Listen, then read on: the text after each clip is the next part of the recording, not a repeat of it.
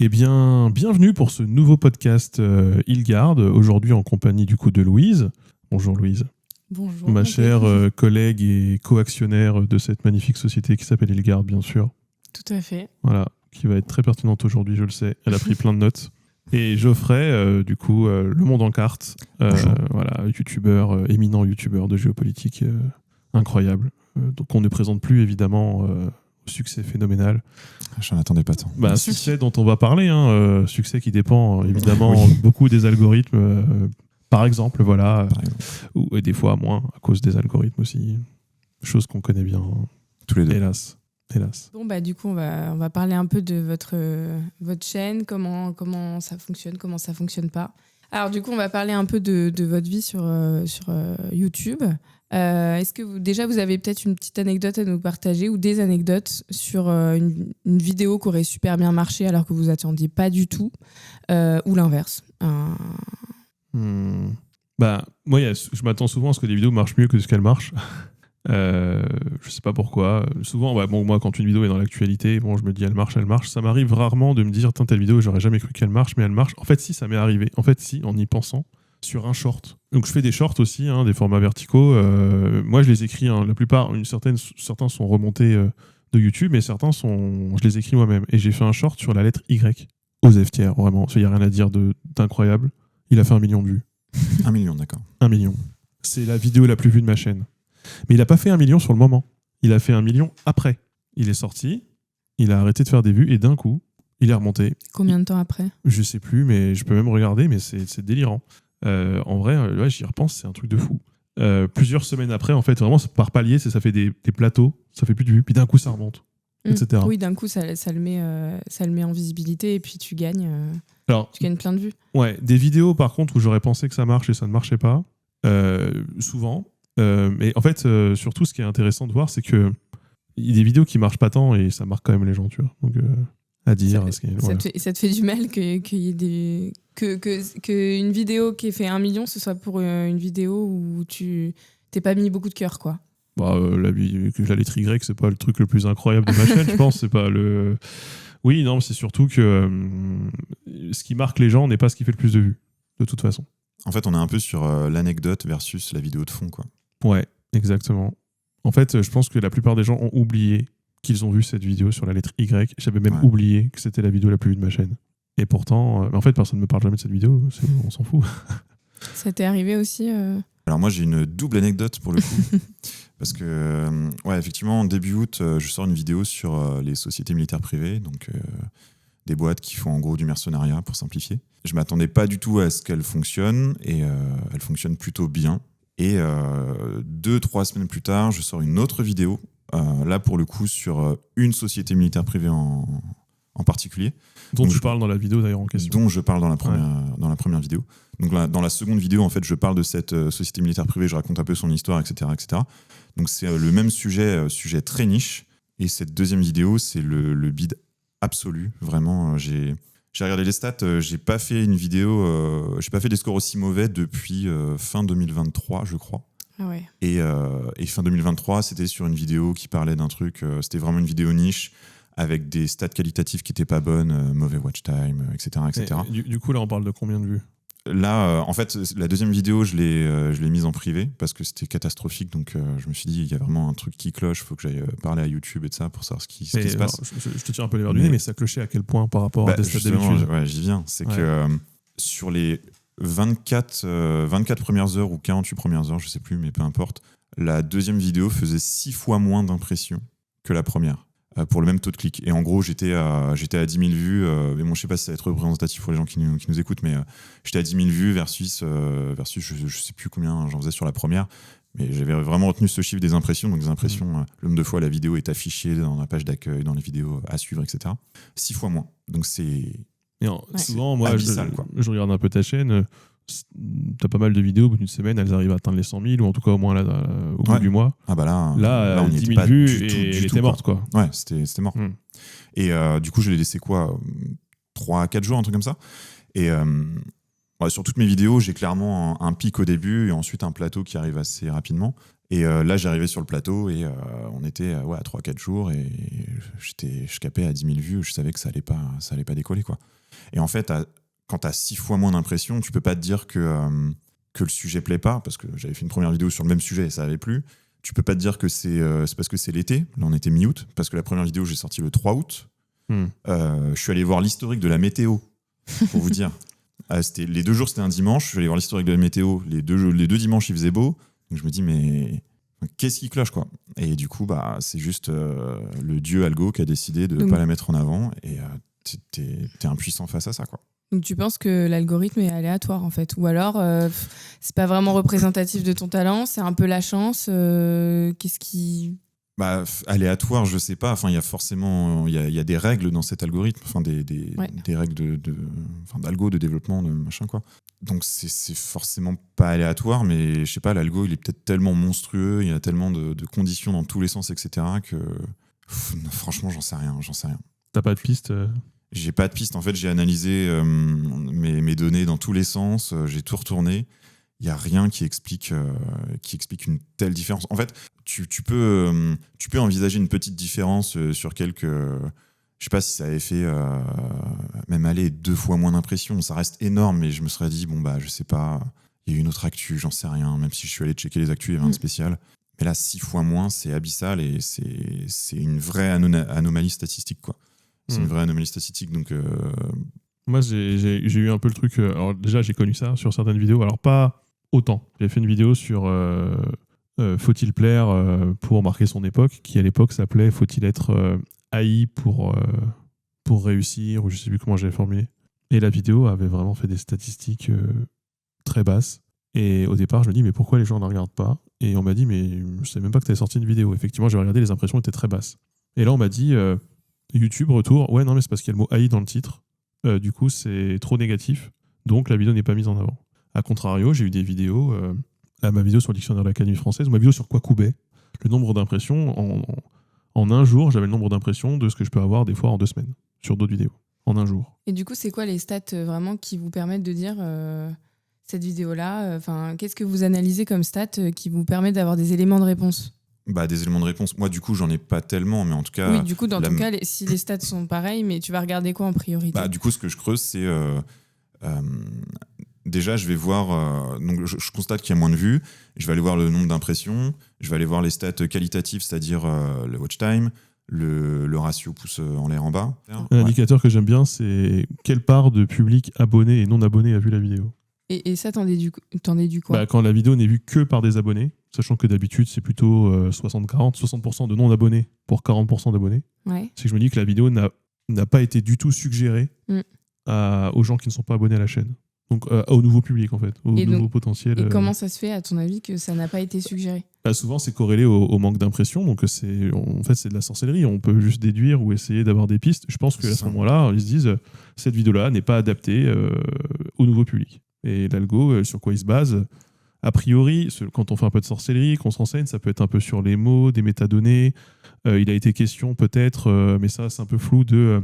tu sais, maintenant, il y a des sous-titres automatiques générés sur YouTube. Ouais. Est-ce qu'il n'y aurait pas un scan des sous-titres automatiques? Je me souviens qu'il y avait un test qui avait été fait avec ça, de dire des mots plutôt que d'autres, genre dire textuellement plutôt que sexuellement, pour voir si ça biaisait l'algo ou pas.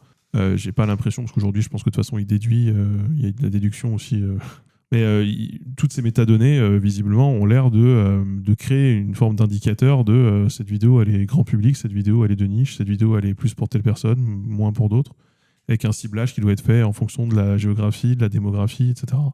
Il avait été question à l'époque que la géographie joue beaucoup.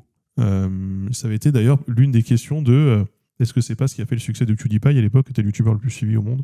Il a commencé en Suède, ensuite il faisait des vidéos en anglais, il a déménagé je crois en Angleterre, puis après ailleurs, etc. Et comme il avait plusieurs pays de diffusion à la base, il a pu constituer des gros groupes d'audience localisées et mises en avant localement. Mais ça, c'était des questions qu'on se posait il y a 10 ans. La réponse, c'est compliqué. Après, là, la question des impressions, c'est une question qui est assez récente. Beaucoup de gens se posent la question de manière assez récente. Et maintenant, je ne sais pas si tu as vu, YouTube te dit... Moi, je suis tombé sur un truc de YouTube qui te dit, en mode FAQ, oui, la vidéo fait moins d'impressions, ça ne veut pas dire qu'elle aurait mieux marché si on avait eu plus d'impressions, parce qu'en fait, blablabla. Et donc, c'est que YouTube essaye aussi, je pense, de corriger ce truc de... des influenceurs ou des auteurs, des créateurs de contenu comme toi et moi qui se demandent mais pourquoi cette vidéo-là est proposée 7 fois moins que mes vidéos d'habitude. Ouais, je l'ai pas vu ce truc-là, j'avoue. Mais effectivement, ça fait un peu sorcellerie, c'est-à-dire que tu joues à un jeu auquel tu connais pas les règles et surtout, des fois, tu creuses pour essayer de comprendre les règles et quand tu crois avoir compris, en fait, ils changent les règles. Ouais, et je Et crois les qu'ils règles, le font en c'est quoi? permanence. Enfin, qu'est-ce qu'on a pu vous dire ou de faire ou pas? Enfin, qu'est-ce que vous interdisez de faire, par exemple, parce que vous savez que ça va être c'est de la cata sinon. Par exemple, même au niveau du titre, de la miniature, qu'est-ce que vous faites et qu'est-ce que vous faites pas? Quels sont les tips pour, en tout cas, essayer de grappiller du mieux possible des vues? Après, oui, il y a des mots à éviter. Tu parlais de Ayer tout à l'heure. Moi, je sais que la seule vidéo qui a encore un dollar jaune sur ma chaîne, j'avais le mot terrorisme dedans. Ouais. Après, dans mon cas, je fais de la géopolitique, donc forcément, je parle de terrorisme, je parle de conflit, je parle de tout ça, quoi. Donc, c'est pas évident du tout. Après, pendant un moment, j'essaie de cibler des sujets aussi. En géopolitique, tu as parlé de Gaza, de l'Ukraine, de la Chine, c'est ce qui marche. Donc, je pensais que c'était ce qui marchait, mais aujourd'hui, je me rends compte que c'est plus forcément le cas. En fait, est-ce que tu n'as pas l'impression que les règles viennent de changer très récemment parce qu'on en parle peut-être trop, comme à l'époque, je me souviens, des crypto-monnaies, il y en avait partout, Ouais. et d'un coup, ça s'est retrouvé avec un... Genre, c'était plus mis en avant, quoi. Je pense que les gens ont voulu taper, le public, des fois, un peu tapé sur les doigts de YouTube en mode Vous il y en a mettez marre. trop en avant des trucs qui peut ruiner des gens Ouais. et du coup, c'est possible. Après, moi, YouTube, j'ai déjà assisté à des séminaires de YouTube qui nous expliquent alors, ce qu'il ils faut disaient faire, pas quoi? faire. Pas de gros mots, même pas sur la miniature. Mais ça, c'est- Pas de gros mots dans ton récit? Ouais, ou... dans le récit. Ok. Ni dans le récit, pas dans le titre, pas sur la miniature. Parce que visiblement, sur la miniature, ça a l'air d'être détecté. Pas de sujet trop clivant, pas de sujet qui parle de conflit, de guerre. Alors, dans ton cas, c'est c'est super. pour ça que tu es là pour en parler. Parce que toi, tu parles de géopolitique. Ouais, c'est mais difficile. j'ai des vidéos qui ont très bien marché. J'ai des vidéos qui ont fait plus de 2 millions de vues, quoi. Il n'y a pas beaucoup sur ma chaîne, mais j'en ai quelques-unes qui ont dépassé le million aujourd'hui. Et Ils sont même à 800 000, 700 000. Enfin, j'en ai peut-être que le sujet un était petit paquet, porteur quoi. à ce moment-là, et l'algo se disait le sujet est porteur, et maintenant ils ont décidé que le sujet était trop touchy, et donc d'un coup ils mettent un coup d'arrêt. Tu penses qu'il y a... Ouais, je sais pas, mais du coup, il n'y a aucune communication à ce niveau-là. Donc, en fait, on est dans le flou total, quoi.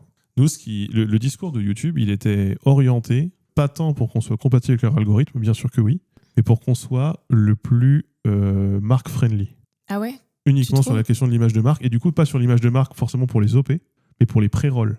Ah bah Oui, oui, c'est comme ça qu'ils font c'est comme ça leur chiffre qu'ils- d'affaires, Voilà. bien sûr.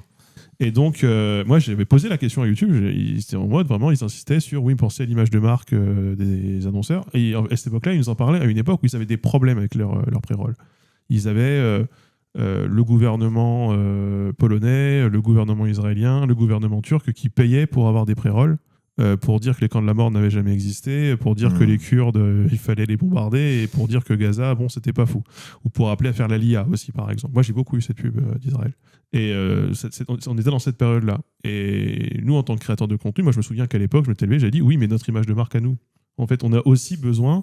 vous nous demandez en fait d'être quasiment parfait et d'être, en gros, de ne traiter de rien qui puisse être... Oui, d'être lisse, quoi. Voilà, d'être lisse. Mais nous, on a quoi comme contrôle sur les marques auxquelles vous nous associez, quoi. Et ça avait été une question à l'époque. Bon, c'était il y a 5 ans. Et du coup, Alors maintenant, Quelle est la réponse ? on peut théoriquement aujourd'hui désactiver des catégories d'annonces. Oui, tu peux faire ça, ouais. Mais on ne pouvait pas à l'époque. Maintenant, on peut le faire. Et tu peux contrôler, est-ce que tu as une liste de toutes les pubs qui sont passées Alors sur... théoriquement, tu peux y avoir accès, tu peux les désactiver manuellement, mais c'est fait pour que c'est dissuasif en fait. Tu le fais pas vraiment. Mais en fait, quand bien même tu décoches certaines cases d'annonceurs, donc de groupes d'annonceurs, en tant que créateur, tu te tires quand même une balle dans le pied, quoi. Enfin, en fait, je vois pas très bien ce que ça peut changer. D'un point de vue financier, du coup, t'as pour moins de eux, en revenus ? fait. Non, pour eux, ouais. pour YouTube. Oui, Quel est l'intérêt du coup, tu YouTube, vas en pas fait, dans leur sens et du coup, c'est t'as ça. peur qu'ils te pénalisent. En fait, ça veut dire que dans un sens, d'un côté, tu vas cocher toutes les cases de tous les types d'annonceurs et tu dis vas-y, diffuse-moi sur tout le monde. Et il va détecter en analysant ta vidéo que en fait non, sur tel type d'annonceur je ne vais pas le faire. En fait, juste en décochant une case, tu dis sur celui-là tu mets aucune impression. En fait, c'est juste que tu fais le boulot à leur place, quoi. Mais ce qui est intéressant, c'est que pour Instagram, par exemple, c'est la même chose. Enfin, genre sur les insultes, les gens utilisent toutes les manières possibles et imaginables. Ils bipent, ils mettent des arrobases à la place. Ils mettent des emojis de couleurs. Ou des emojis pour contourner ces règles. Donc en fait, tout le monde comprend. Donc en fait, l'interdiction, elle est un peu factice, à moins que tu maîtrises les codes. Donc, tu vois, c'est effectivement extrêmement compliqué. Moi, la question que je me posais par rapport à toi, à ta chaîne, tout précisément, moi, la mienne, je parle beaucoup de choses qui concernent vraiment la France, la langue française, etc. Donc, moi, mon public, il est très situé géographiquement. Toi, tu parles de géopolitique, comme on l'a dit à maintes reprises depuis le début. Et j'ai 2 questions par rapport à ça. C'est quoi ta part de public en France ? Et est-ce que tu as des gens qui te regardent de l'étranger en ayant la vidéo autodub maintenant ? Alors, autodub, je sais pas vraiment. Autodub, on peut dire ce que ça veut dire. YouTube a maintenant une fonctionnalité qui est forcée, qui est quasiment... Moi, on vient me chercher en mode « Ouais, c'est de la merde, désactive ça ». Mais moi, je peux pas vraiment. Il faut que je le fasse manuellement par vidéo. Les vidéos sont automatiquement doublées en anglais, surtout en anglais. En anglais dans les pays étrangers. Mais chez beaucoup de gens en France aussi qui ont un YouTube visiblement ou un ordinateur qui est considéré comme étant situé à l'étranger. Et il y a nos vidéos, du coup, peuvent être diffusées en anglais à l'étranger et soumis avec le titre auto-traduit et la voix auto-traduite à un public étranger. Et d'ailleurs, fun fact, moi je regarde une chaîne ukrainienne où tout est autodub en français, du coup. Ça doit être trop bizarre. Ouais. Mais ouais, alors dans mon cas, la part de public en France, je crois que je suis à 60% en France. C'est moins que moi. Hein. Ah ouais. Ouais, parce qu'en fait, j'ai fait pas mal de vidéos sur des conflits africains, en Afrique, où les gens parlent aussi français. Et du coup, j'ai beaucoup de public en Afrique. Au-delà Belgique, Suisse, Québec, quoi. J'ai pas mal de gens qui me regardent en Afrique. Et ensuite, pour l'autodub, tu vois, toi, on te disait, oui, c'est de la merde, fais pas ça, etc. Moi, pour le coup, j'ai voulu pousser ça. Et sur quelques vidéos, j'ai même essayé, dans les vidéos, parce que moi, j'ai pas mal de choses écrites, d'écrire le moins de choses possible, voire des fois sur des titres de pays, des trucs comme ça, d'écrire en anglais en me disant que, je sais pas, entre Italie avec un Y et IE, c'est bon, les gens, ils vont capter. Quand même. Voilà. Et j'essayais justement de faire en sorte de pousser cette fonctionnalité pour que ça ait du succès à l'étranger. J'ai pas constaté ça, non. J'ai pas constaté ça. Et de toute façon, est-ce que tu as vraiment intérêt à avoir un public tant que ça situé à l'étranger dans un monde où les opérations commerciales pour les OP, sont très c'est situées pas forcément géographiquement intéressant. Pour, non, mais en fait, le truc, moi, l'idée, c'était de garder un public francophone et même en France pour les OP, mais simplement, j'aurais eu un surplus, en fait, à l'étranger. Donc, finalement, pour les marques qui veulent cibler la France, ça change pas grand-chose, quoi. Effectivement, le pourcentage de personnes regardant ma vidéo en France aurait baissé, mais le volume serait resté le même. Donc finalement, ça changeait pas grand-chose sur ensuite les conversions pour les marques, quoi. Et d'ailleurs, il faut le savoir, et tout le monde ne le sait pas, mais le CPM, donc le revenu de la publicité, est géographiquement localisé. C'est-à-dire que quand une vidéo est diffusée dans un pays d'Afrique, tu vas pas toucher la même chose de la publicité que ce que tu toucheras en France. Oui, c'est pas les mêmes. C'est par pays. C'est pas les mêmes consommateurs, donc je pense que ça me paraît assez logique. Je l'avais remarqué en discutant avec d'autres créateurs que le mien était un peu pourri. Donc, t'as un CPM très bas. Je m'en doutais. Ouais. Voilà. Du coup, c'est un peu la double peine quand tu as une vidéo qui est pas du tout mise en avant et que ton CPM est en plus déjà assez bas et que pour les OP, on va y venir, je pense, c'est difficile de te vendre quand tu as eu un accident. Parce que. Si c'est un seul accident, ça va. Ensuite, si ça se réitère. Moi, depuis le début de l'été, c'est la deuxième fois que ça arrive, donc ça commence à être. Sachant qu'on est à la fin de l'été. Parce que pour les OP, en tout cas, nous, on fait une moyenne des 6 dernières vidéos. S'il y a 2 bits dedans, vraiment, c'est un tiers, quoi. Voilà. C'est énorme. Et puis, j'ai remarqué aussi que les marques vont peut-être plus regarder quand il y a un bid. Enfin, en tout cas, ça va bien être pris dans la moyenne.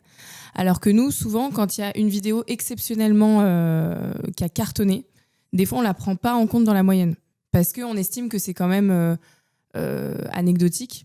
Et du coup, ça nous permet d'avoir un prix qui reste juste pour la marque. Donc, nous, on fait un peu cet effort-là de ne pas prendre en compte le gros carton pour garder un prix juste. Par contre, dès qu'il y a un bid, là, il est bien pris en compte dans la moyenne, quoi. Ouais. Et du coup, j'ai une question pour toi, Louis. C'est, dans ces cas-là, à quel point tu arrives à négocier une rémunération à la vue, aux 1000 vues ? Comment ça, à quel point j'arrive à négocier ? En gros, est-ce que tu vends la vidéo direct avec un montant fixe ou est-ce que tu peux la négocier direct au CPM ? C'est ça. Et là, déjà, je vois avec le créateur en fonction de ce qui lui va ou ce qui lui va pas. En général, je vais conseiller, là, comme tu as eu des petits accidents... C'est ce que tu vas me dire bientôt, c'est ça ? Peut-être. On peut peut-être essayer au CPM et dans ces cas-là, sort une vidéo que tu penses qui va marcher, mais du coup maintenant on sait même plus. Non. Et en général, juste on en discute avec le créateur et c'est des fois le créateur qui va me dire non mais ça me met plus à l'aise de partir sur un CPM plutôt que sur un préfixe. Mais après moi je suis plutôt préfixe, mais par appétence quoi, parce que au moins on fait la facture directe. On n'a pas besoin d'attendre 30 jours. Ouais. Mais ça, bon, ça dépend. Pour les petits créateurs, on est plutôt au CPM et puis il y a des petits créateurs qui ont beaucoup de vues en dents de scie parce que j'ai l'impression que c'est moins stable. Des fois, chez les plus petits créateurs, ils sont autour de 50 000 vues en moyenne, mais il y a des vidéos qui font 10 et d'autres qui font 80, 100. Et donc là, un CPM, c'est mieux ou vraiment avec des paliers, quoi. Ouais, c'était ma palier. Ouais, donc ça dépend et en général j'ai l'impression que ça peut aussi rassurer le créateur qui se sent pas très légitime d'avoir un fixe élevé, de partir au CPM, comme ça il a pas l'impression d'arnaquer la marque et puis tout le monde est content quoi. Donc ça dépend des variables, de l'historique avec la marque aussi, parce qu'il y a des marques qui partent que sur des fixes, donc juste on négocie un fixe plus bas et on espère après que ça remontera quoi. Mais puis CPM, dans l'autre sens, si tu as une anomalie positive sur ta chaîne, du coup, en tant que créateur, ça fait plaisir. Souvent, c'est plafonné parce que... Oui, on plafonne. Pour éviter que ça dépasse leur budget et qu'eux se retrouvent un peu... Mais est-ce que dans l'autre sens, tu ne planchonnes pas?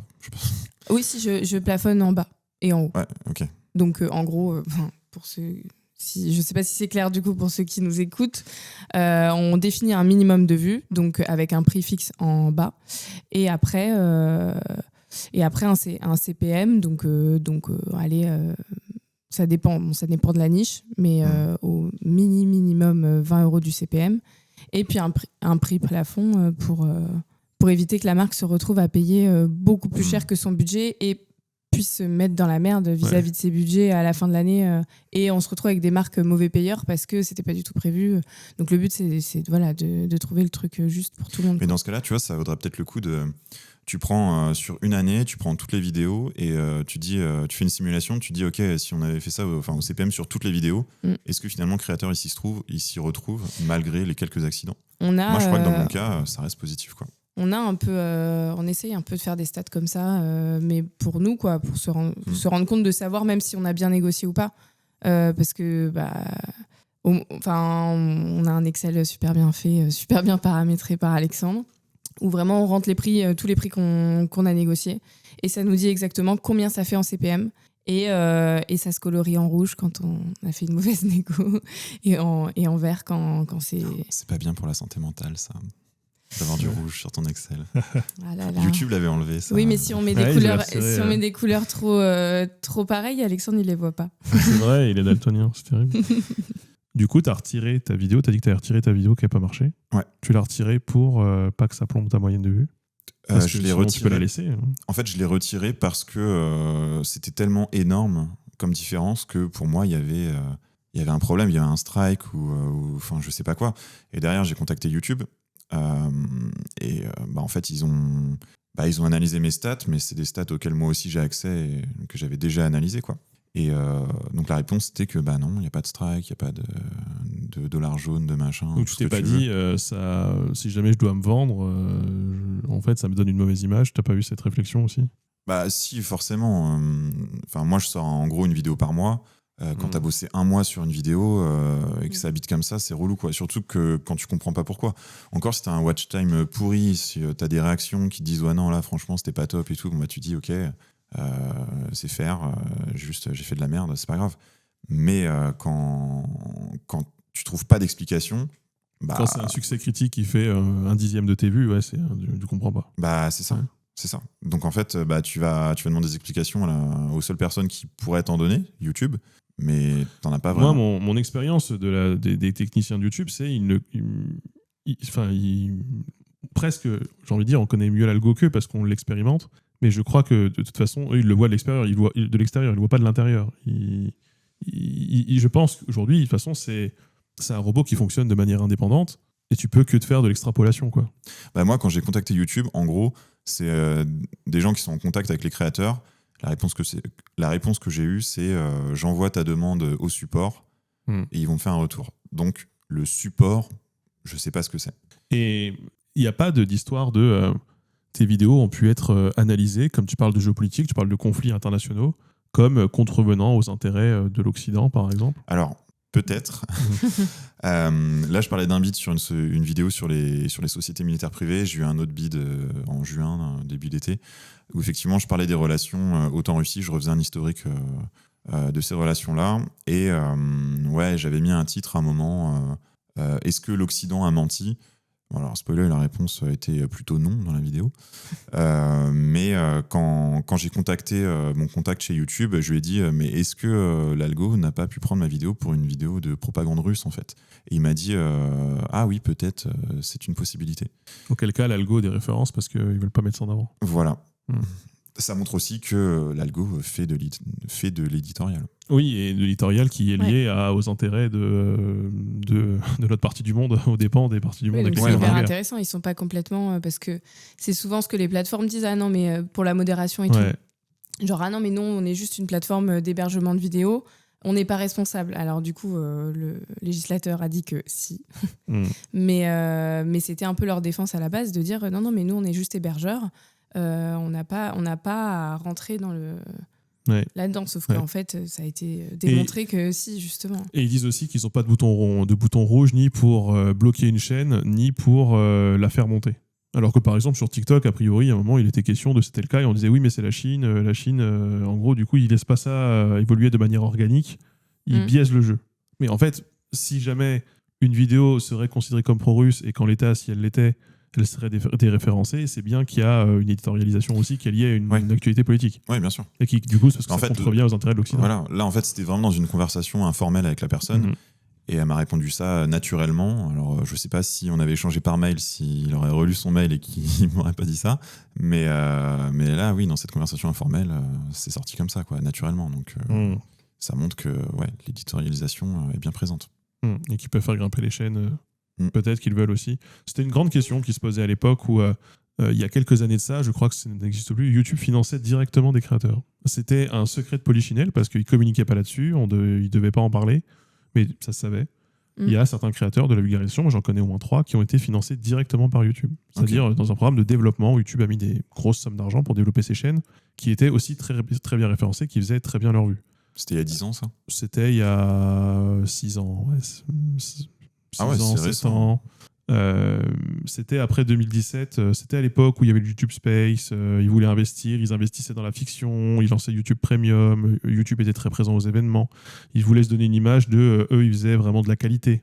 Ils lançaient des carrières, etc. C'était l'image que YouTube se donnait à l'époque. Aujourd'hui, YouTube s'est beaucoup plus retiré, en tout cas en France, des événements et même de la communication publique en tant que lanceur de carrière, quoi. Ça, ils sont un peu moins là-dessus aujourd'hui, quand même. Ils se positionnent plus comme une plateforme. Et d'ailleurs, tu trouves que maintenant, vous trouvez qu'ils ne mettent pas en valeur les petits créateurs ? Il n'y a plus de mise en avant des petits. Enfin, quand je dis petits, genre les chaînes naissantes, etc. Je vais te prendre au vol. Moi, je suis sur Twitch aussi. Je fais du contenu, du coup, que je diffuse sur TikTok, sur Insta, tu pourras peut-être en parler aussi. Sur Facebook. Et j'ai commencé sur YouTube. Et je crois que toutes les plateformes, quand elles sont dans une phase de développement, dans une phase de conquête, elles poussent pour que tout le monde puisse consommer, elles écoutent les créateurs un minimum. C'était le cas au début de YouTube. Et effectivement, YouTube avait mis un dispositif où il mettait en avant des petits créateurs. Mais vraiment en mise en avant. C'est-à-dire, il y avait une rubrique, c'était écrit, etc.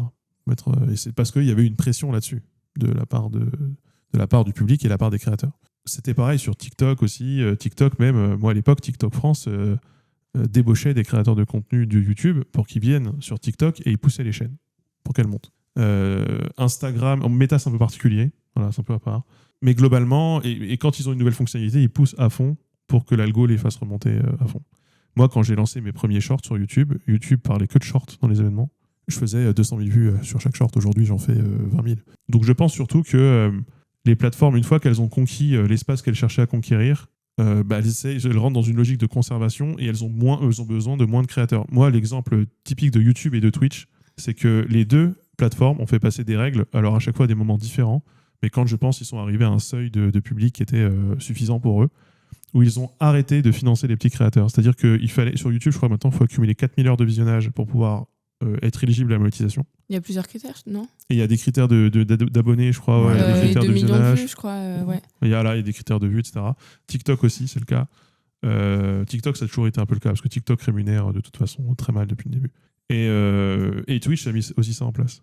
Mais parce qu'en fait, ils ont assez de créateurs, où ils ont une inflation du nombre de créateurs, ils ont beaucoup de créateurs, à un moment où ils arrivent sur une phase de plateau pour le public, voire une phase un peu de légère descente. Donc là, ils ont trop de créateurs pour le nombre de public, pour le public. Et ça leur coûte cher en infrastructure, je pense.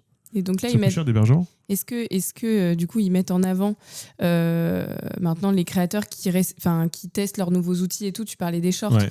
À un moment donné, ceux qui faisaient des shorts étaient peut-être plus mis en Carrément, avant. bien sûr, ouais. Parce qu'ils utilisaient les nouveaux outils. Ouais. Là, ils testent plein de trucs, les différentes miniatures, tout ça. Ouais. Je pense que si du coup, tu n'utilises pas le test des 2 miniatures, du coup, t'es peut-être moins mis en avant parce que tu n'utilises pas leurs nouveaux outils. Est-ce que ça joue vraiment, vous pensez? Je pense qu'il y a, quand on parle de nouveaux outils, effectivement, il y a les shorts. C'est visible par le public. Ensuite, les outils qui servent au créateur dans son back-office, en gros. Donc, comme tu disais, mettre 2 miniatures, les sous-titres, c'est visible quand même, mais ce genre de choses, c'est moins visible par les utilisateurs. Donc, en fait, quand on parle des outils, effectivement, il y a les shorts, mais derrière, YouTube... Alors sur YouTube, Est-ce qu'ils effectivement, ont lancé des nouveaux outils comme ça? Sur plein d'autres plateformes, il y a eu Twitter, il y a eu les stories. Twitch et les stories. Maintenant, sur Twitch, il y a des stories. Ça marche pas très bien. TikTok est passé à la vidéo longue. 8 minutes de vidéo. Instagram, ils sont passés... Ils sont passés à 3 minutes, c'est ça? À 3 minutes. Et puis surtout, Instagram, ils sont passés à la logique de faut à tout prix faire des stories. Moi, j'ai assisté à il y a 8 ans à une représentation d'Instagram qui nous disait faut faire 15 stories par semaine. Voilà. Et 8 posts par semaine. Comme ça. Maintenant, il faut faire des réels. Il faut faire de la vidéo verticale, à fond. À une époque où, il y a 8 ans, il y avait des gens qui faisaient de la vidéo verticale, ça s'appelait Vine. Vine, ça s'est cassé la gueule, ça n'existe plus. Je me souviens bien. Mais oui, la vidéo verticale, il y avait d'autres applications qui avaient lancé du vertical, ça n'avait absolument pas marché. Et puis c'est revenu via TikTok. Et donc maintenant, ils bombardent sur la vidéo verticale. Instagram, ils veulent se lancer... il y a eu aussi les carousels animés, les trucs avec la musique. Donc ça, quand ils ont lancé ça, il fallait le faire. En fait, maintenant, il y a les sondages. Ouais. Les sondages. Mais dès qu'il y a un nouveau truc, d'une manière générale, il faut le faire. Là, maintenant, il y a la fonction republier sur Insta. Après, moi, c'est vrai que je connais plus Insta que YouTube, du coup. En fait, de manière générale, alors YouTube, moi, je trouve que depuis que je suis sur YouTube, YouTube est très lent pour implémenter de nouveaux outils. Mais c'est ça, en fait. Là, depuis tout à l'heure, vous parlez d'outils sur Insta, TikTok et compagnie. YouTube, pour le coup, moi, c'est l'inverse. Toi, t'es je suis vraiment principalement sur YouTube, c'est ça. Pas trop sur les autres réseaux. Et sur YouTube, il n'y a pas grand-chose en termes d'innovation. Et surtout, ils reviennent sur les innovations qu'ils ont mis en place. Les outils de sous-titres collaboratifs, ça a été supprimé, par exemple. Il y a les podcasts, là. Il y a les YouTube podcasts, mais l'interface, elle est très complexe. C'est un peu compliqué de comprendre comment ça fonctionne. Ils avaient séparé le YouTube Gaming du YouTube de base à un moment, puis ça a été remis ensemble. L'onglet abonnement, qui était ce par quoi tout le monde jurait, l'indicateur, à l'époque, sur YouTube, c'était les abonnements. Plus vous avez d'abonnés, plus vous valez cher. On négocie au nombre d'abonnés, on négocie pour le nombre de vues. Ensuite, ils ont un peu détruit de l'intérieur cet onglet abonnement en faisant dans votre onglet abonnement, vous n'avez pas toutes les vidéos auxquelles vous êtes abonné. Pour ça, il faudra activer la cloche. Mais en fait, du coup, ça vous met une notif, peut-être vous la voulez, etc. C'est un peu... En fait, ils sont un peu désastreux, je trouve, là-dessus, sur les innovations technologiques. Mais par contre, la logique est, quand une plateforme pense qu'elle doit pousser une nouvelle feature qui est souvent copiée d'une plateforme concurrente, il faut à fond faire ça. Du coup, tu te retrouves à devoir faire du YouTube sur Instagram et du Instagram sur YouTube pour que chacun te mette en avant. C'est frustrant. Donc du coup, en gros, est-ce que vous, dans l'idée, est-ce que dans l'idée, faut adapter son contenu en fonction des plateformes? Du coup, ça demande 3, 4 fois plus de travail pour coller aux appétences de chaque plateforme pour être bon partout, quoi.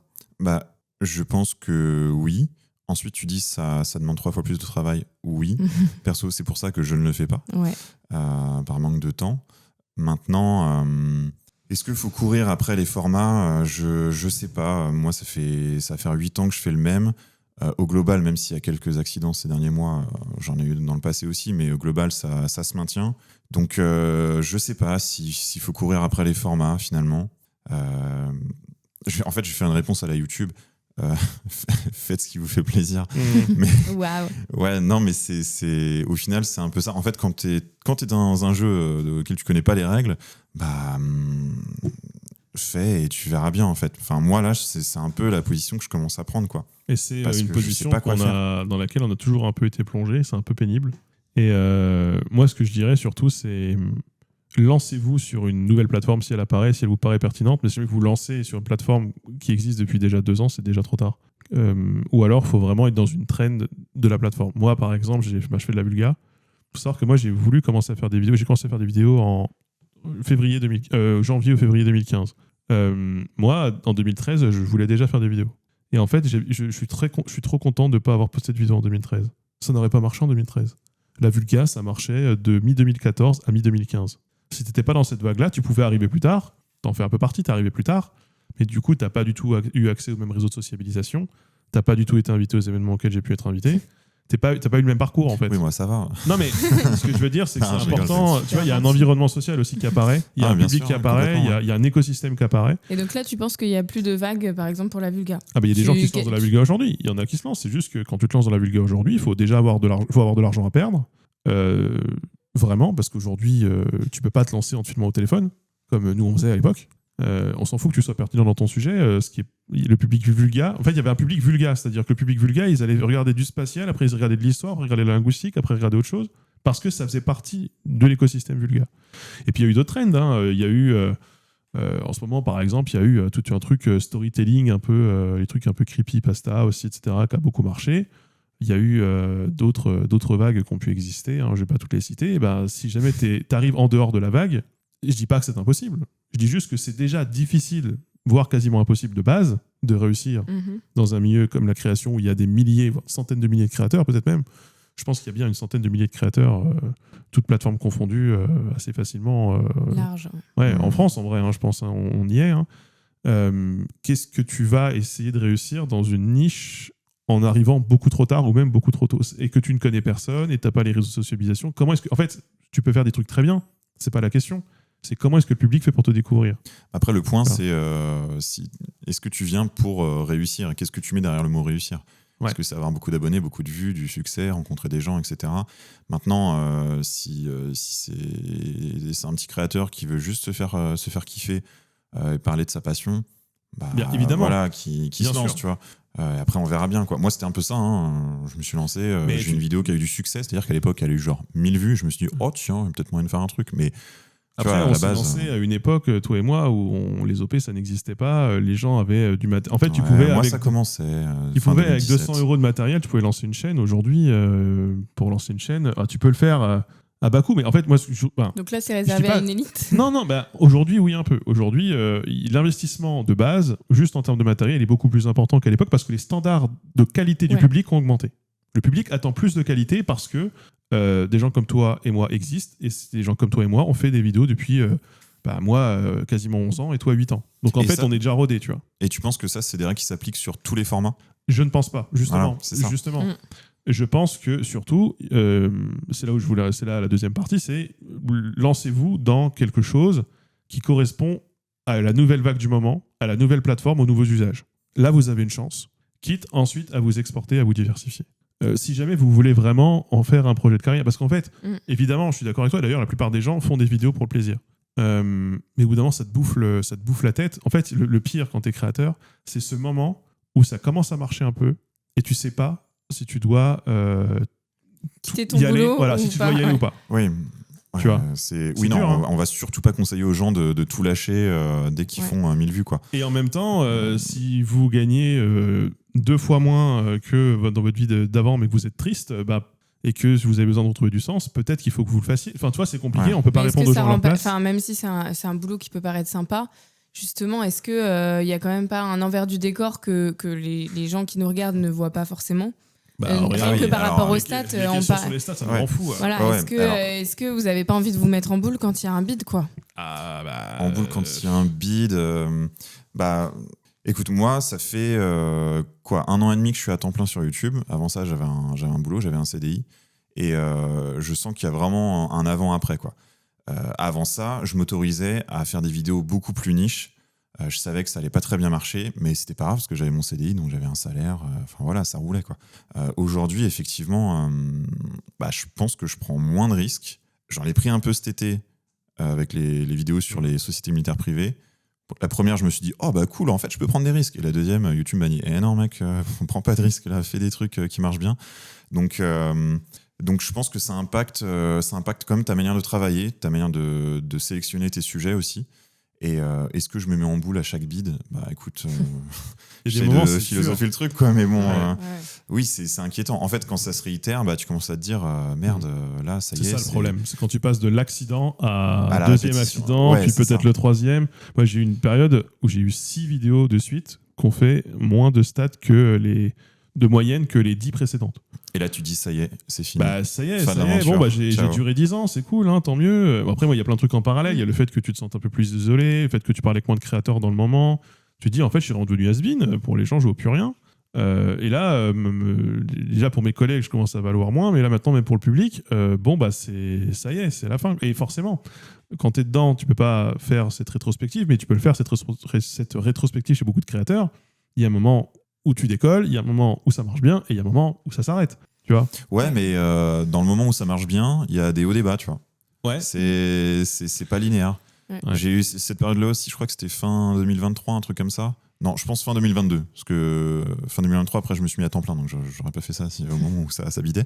Mais ouais, fin 2022, j'ai eu 6 mois où c'était vraiment compliqué, et je me disais, bah là, pareil, finito, quoi, ciao. Mais au final, ça revient.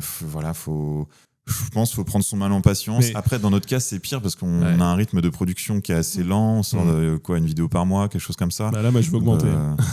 Mais moi, je suis assez admiratif justement de ça. Enfin, je sais pas, vous avez pas un petit rituel quand vous publiez une vidéo, truc pour pas être accroché aux stats ou alors je regarde pas les stats. Parce que moi, je serais vous l'avez remarqué que je mets une story sur Instagram. Après, je suis en mode oulala. Aujourd'hui même, donc là il est quoi ? Il est 18h, j'ai sorti une vidéo il y a 7h qui marche pas de ouf. J'ai fait quoi une fois que je l'ai sortie tout à l'heure ? Je suis allé courir. Je suis allé courir. Moi je vais faire du jardin, je vais me promener. En fait, je veux pas en entendre parler et puis des fois je repasse dessus, je me dis merde, ça marche pas et puis tant pis. Après moi j'ai ce truc de fatalité, je me dis tant pis, ça marche pas. Alors faut savoir un truc, c'est que plus tu fais de vidéos par mois, moins le succès ou le... Et tu désacralises un peu le truc. Bah ouais, ce que je disais, c'est que quand je fais des shorts, j'en parlais hier en compteur, on a une table ronde un peu sur le sujet. Quand je fais des shorts, moi j'en tourne 8-10 dans la journée. S'il y en a un sur les 3 que je sors dans la semaine, il y en a un qui marche pas, je m'en fous. S'il y en a un qui marche bien, je suis content. Mais je m'en fous parce que de toute façon, dans 2 jours, j'en sors un. Quand c'est la vidéo du mois, et surtout, le pire, c'est quand c'est la vidéo dans laquelle tu as mis une partie de toi, tu te dis, allez, vas-y, je prends un risque, je change, on va changer un peu les trucs. Comme la vidéo que j'ai diffusée en compteur, je pense qu'elle va marcher, mais si elle marche pas, j'aurais dit, j'ai bossé 6 semaines complètes de montage. J'ai pris le train pour aller faire des interviews. Enfin, j'ai mis de l'argent, tu vois, dans cette vidéo pour vraiment qu'elle soit bien, qu'elle soit belle, qu'elle soit qualitative. Si ça marche pas, ou si les gens me disent ouais bof, ça me fait un peu chier quand en parallèle je sorte à la con sur la lettre Y, ça marche. Ça dépend des vidéos. Si tu as des vidéos, tu n'as pas forcément mis ton cœur, ça va moins te toucher forcément que des vidéos mais bien sûr, où tu t'es livré, quoi. Mais on en revient à un truc dont on parlait tout au début. Après, le succès en nombre de vues et le succès critique, c'est différent. Et moi, par exemple, les vidéos dont on me parle le plus c'est tout le temps les mêmes. On me parle de ma vidéo sur le nucléaire, ma vidéo sur les déchets nucléaires. Ouais. Dont je suis très fier. Je pense qu'à l'heure actuelle de l'état des sorties de mes vidéos, c'est celle dont je suis le plus fier. On parle de ma vidéo sur Orwell, 1984. On parle de ma vidéo sur le mérite. Et on me parlera peut-être de la vidéo sur la politisation des influenceurs qui est dans la même veine. J'espère que du coup, ta nouvelle vidéo fera plus de vues que celles que tu as citées. Du coup. Celles que j'ai citées ne sont... je crois qu'aucune de celles que j'ai citées ne sont dans le top 40 le top 40 de mes vidéos les plus vues. En fait, ce sont des vidéos qui n'ont pas marché. En nombre de vues, elles n'ont pas marché. Enfin, elles se sont pas ramassées totalement. Mais c'est des vidéos qui ont dû faire 5e, 6e sur les 10 dernières. Donc, ça va, mais c'est moins bien que la moyenne. Et pourtant, c'est les vidéos dont on parle. C'est les vidéos qui ont... C'est un peu présomptueux de le présenter comme ça, mais c'est les vidéos qui changent la vie des gens. C'est les vidéos dont ils se souviennent. Ouais. Et c'est les vidéos qui leur fait dire « Putain, j'avais pas vu ça comme ça ». Et moi, c'est ça aussi que je cherche chez les gens. C'est bien d'avoir des vues parce qu'on en a besoin pour manger. Mais en même temps, on a aussi besoin de succès critique pour rassurer les gens qui nous soutiennent Et Ouais, bien sûr. tu vois, pour aussi reconnecter avec une partie d'eux. Et en fait, il y a des vidéos où je me dis, celle-là, elle marchera, c'est pas grave.